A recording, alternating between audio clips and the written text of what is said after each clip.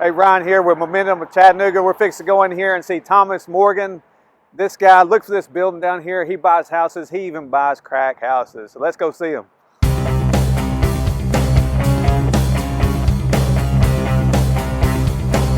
Ryan Faircloth here with Thomas Morgan of Momentum of Chattanooga. This guy does a lot of real estate. He's rented a lot of dumpsters from me, so that's why I'm interviewing him here today.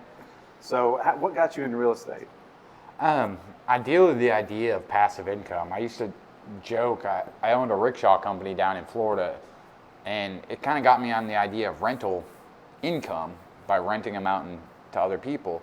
But I'd joke every night I'd get home on TV, the only thing on TV was Girls Gone Wild and real estate infomercials. You can only watch Girls Gone Wild so many times as a 20-something-year-old. Yeah. But it put the idea in my head, and I got involved with a local RIA down there, the CFRI, Central Florida Real Estate Investors Association. What part of Florida? Orlando. Okay. Started just learning and educating myself and trying to get into really wholesaling and creative finance stuff. Now, what age were you when you were doing that, or watching Girls Gone Wild? I was like 22, 23. Okay. So that's when you got in real estate. And what brought you to Chattanooga? Really, at the time, it was considered an emerging market. If you've ever heard of the investor Dave Lindahl, he speaks on multifamilies. I remember I went to a multifamily event up in Boston, and Dave turned me on to this idea.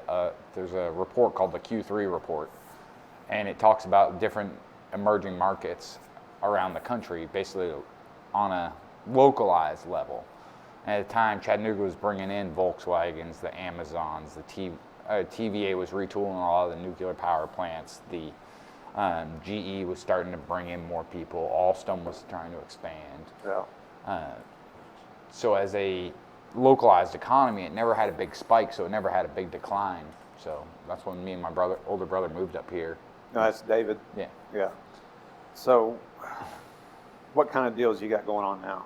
Or what do you like? What's your forte in real estate? What do you like? I like wholesaling a lot. That's pretty easy money to me. I like buying stuff owner financed a lot. I do a lot of subject to deals where I can take over the existing debt that's in place. Typically, I'll do that for like short-term rehab funding lately. Okay. Yeah, I noticed you post like deals you got going on, like 3-2s, and they're all in these certain areas. So you, like here in your office here on Fowl Street, like you have like a certain geographic that you work, or really 30 minutes around my office. 30 minutes, okay. If I got to go to like Cleveland, Tennessee, or Saudi Daisy, or Dunlap, or even down into Dalton, it's just too far. Yeah. So yeah, I remember I was looking at a house, and I'll just go ahead and say it was a crack house. Yeah. And I'm like, I'm not touching that. And you're like, I love crack houses. I mean, if they're priced accordingly, there's not many places in the country where you can get 20% returns secured by a piece of real estate. I mean, if I can go buy a house for 15 grand, put 10 grand into it, and rent it out $500 a month, yeah, and that's a huge return on investment, especially if it's secured. I get a title policy, and I get a indemnity liability policy against the property. So when you go in these houses, they're just filled with junk. Some. That's how I rent dumpsters Yeah. sometimes. I mean, I've bought hoarder houses. I've bought stuff where it just needs full demo. I mean, where someone's died and the kids live out of state and they just come and get the small valuables out of it and leave everything else as is. So what is there like a certain size house you like to buy, or? Not so much really size-wise. I mean, everyone prefers a 3-bedroom, 2-bath. Yeah. I've made great money off 2-bedroom, 1-baths. I mean, I've bought everything from 600 square foot to 6,000 square foot. It just depends on what the deal is and what the numbers work out to be. Now, owner financing. You find a lot of people doing owner financing? I used to be a lot more prevalent. Now that the banks have loosened up and they're more lax on their funding, it's getting harder to find just because I can get bank money cheaper than I can get it from financiers. And then you mentioned subject to. I remember when I learned about subject to, which was about 2 years ago, I'm like, what? You can do that? And some other guys were showing me, and I'm like, wow, you could do that. And then we actually went out and found a subject to the next week, and I'm like, crap, this works. So explain the subject to. I mean, it's not the most common way to buy. It's not the most common way to sell. But basically what subject to is I'm taking over the existing debt in place. So if there's a mortgage on it, say in your name for $100,000, you might be 2 payments behind and going into the foreclosure. I can deed the property into a trust and take over the debt that's in place by assigning the beneficial interest to me. I change the insurance policy to name me additionally insured also, and I can just take over the loan that's in place versus having to go and structure a new debt or a new loan or come up with $100,000 cash to buy that house. I mean, if the house is only worth $120,000, most investors won't touch that. I can buy that house for a couple grand down or a couple grand in monthly payments, catch it up, go in, do my rehabs, and put it back on the market for a smaller amount of cash than I would need for most investors to do that deal. And so the person that you're looking for, I mean, you're helping them out. They're probably getting foreclosed on. Like the person we had, they just up and left. And because someone got sick in the family, so they just moved off and left it. And we contacted them. So those you're actually helping them out. Yeah. You're saving their credit. I can save their credit. I can actually catch them up on the delinquent payments and get that tied in instead of the foreclosure. We'll automate the payments off our First Volunteer account. It's a local bank around here that we use. I just set it up on auto pay. That way it shows as a consistent payment for them. So yeah, like if they get foreclosed on, they're screwed for what? How many years? 7. 7 years. Yeah. So you come in, you help them out. You say, I'll take this over. They keep their credit good.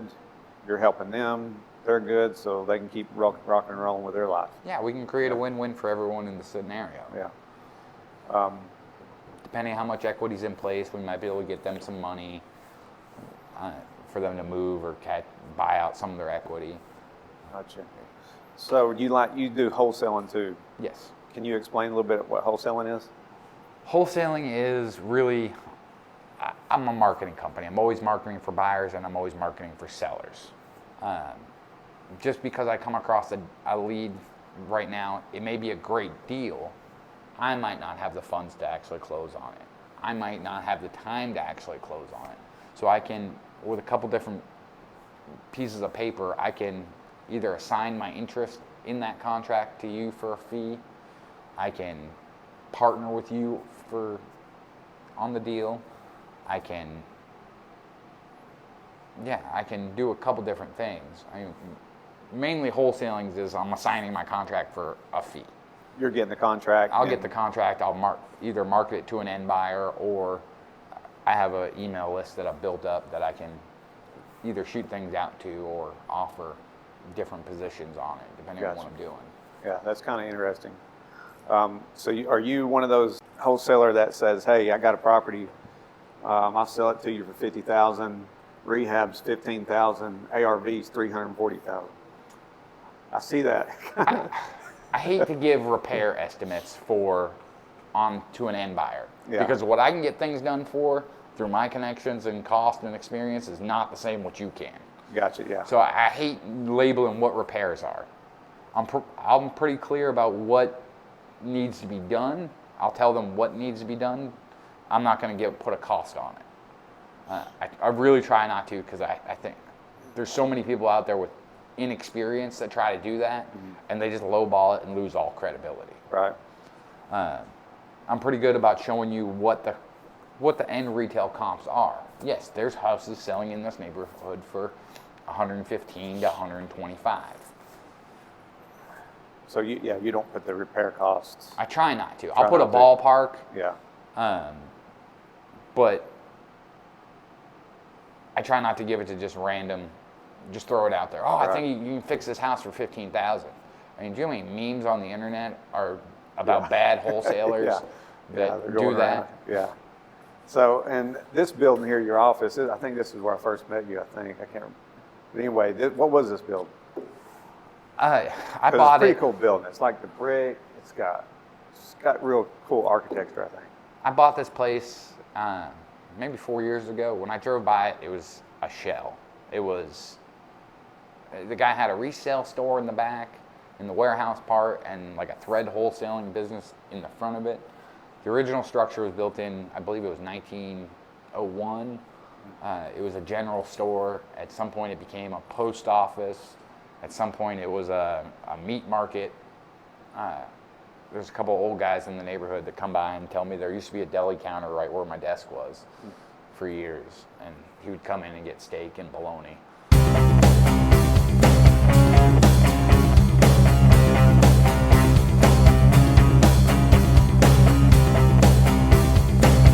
So what are your goals now that you've been in real estate for so long? Like, what's your like 5-year goal? Do you have a 5-year goal, 10-year goal, or? Really, I want to start putting together bigger apartment complex deals. Okay. I'm working with one of my partner and mentor, Steve, out in Oklahoma City. Yeah. I just put in an offer on a 12 unit out there. I just put in an offer on it was a 27 unit. Yeah. Now, Steve, I've met Steve, and I gotta throw this up here because I've seen this. He wrote this book, and you gave me this book, so I'm going to go take it home and read it. So cool. I met Steve at it has to be 7 years ago now. Yeah. Maybe 5. I met him actually. A good friend of mine that's a buyer told me about this event, Mr. Landlord, up in Nashville one year, and he's like, "Oh, you should come up here. I think it'd be good for you." And me being a wholesaler, and I'm like, "Oh, it's in Tennessee. Maybe I can go meet some buyers. Cool." So I go up there, and it's like a nationwide landlord conference. Like, not really what I was expecting, but I remember sitting at the table during lunch, and Steve was one of the speakers, and he starts trying to qualify me, asking me, "What are you doing in real estate? Do you have any investments?" And at the time, I had a bunch of properties, and he's like, "Oh, so do you get it all with bank finance?" And trying to qualify me, and I was like, "No." And finally, he was just like, "Who the hell are you? Like, how do you do that?" Yeah. Because we were just complete polar opposites, where he had done everything with bank financing, and at the time, I'd never even had a bank loan. So it was just kind of funny, and we connected. And finally, one day, he called me out of the blue and was just asking me for different advice on stuff. And we've been good friends ever since. I mean, Yeah. I've been his private lender. He's been my private lender on different stuff. Yeah, I met him you had an event here in Chattanooga, which was a really good event. I seen him speak there, and Mr. Landlord was there. Yeah. And yeah, Mr. Landlord, was it MrLandlord.com? Yeah, MrLandlord.com and the Yeah. the SavvyLandlordBook.com. Okay, yeah, that was a good event. So, say a guy walks in your office, want to start in real estate, what would you tell him? What's your end goals? Are you looking for money now? Are you looking for the long-term game? Are you trying to write off on your taxes? Like, where are you at financially? Do you have more money than time, or do you have more time than money? Because those all kind of gear you in a different direction. Real estate's like being a doctor. You can be the brain surgeon, you can be the podiatrist. I mean, there's so much you can do. It's just a matter of what your end goals are. Gotcha. I mean, if you're looking for long-term wealth and you have money and you can and you don't have a lot of time, you can be a private lender and compound your money that way. If you're looking for tax-free money and you have a source of income that's stable and supporting you now, and you can just invest in a Roth IRA or 401k, or even health savings accounts or college savings accounts, and grow your money that way. Yeah. For me, I was looking to replace my income streams. So I got into wholesaling. I got into rental properties to support my lifestyle and income. So a lot of people get in this. They think, "Oh, I'm going to make a lot of money real quick. I'm going to get rich and all this," and it's a lot of work. There's a lot of work to Yeah. real estate. I mean, yeah. So do you have any horror stories? One that just really sticks I out? could fill out days on camera Yeah. of horror stories. Yeah. And I've had a lot of good positive experiences too. Like Yeah. I've helped a lot of people in Chattanooga. Yeah. Yeah, we were coming, my wife and I were coming to your meetings, and we got a lot out of it. It was a really good group. But, so yeah, give us one horror story if you can. Oh God, I bought, even this building was a horror story in itself. It was a shell when I bought it. The guy was supposed to clean out the back, and he had a heart attack like a week before closing, so he Oh, didn't man. clean it out. I had to rent 10 40-yard dumpsters Yeah. just to empty the place out to get started. So did he survive the good closing? Oh yeah, Okay. he just wasn't able to clear it out and be Gotcha. on his end of the agreement. And I was getting a deal on it, so it wasn't like I wanted to walk away from that deal. I tried to renegotiate the contract down because it cost me an extra $5,000 just in dumpsters Yeah. to clean it out. Yeah. He didn't want to go negotiate it down because he knew he was giving me a deal. Just So you built all this out in here. for the most part, yeah. Yeah. From really right just to my left, that way is concrete floors. From that way, it's all or floor joists. Floor joists. So we ended up having to take them all down. We made all the shelves and bookshelves out of all the original joists. Yeah, I mean, this was a 6-month project, but I knew the end goal of what I wanted Yeah. and knew it had massive potential. So if someone's starting or if someone's into real estate here in Chattanooga or wherever, if they want to contact you, how can they do that? Get a hold of you? You can call me on my cell phone, 423-381-0303, or you can go to thomasmorganrei.com if you're looking to buy property, either buy or sell property. Yeah. You got something to sell, hit them up. Yeah.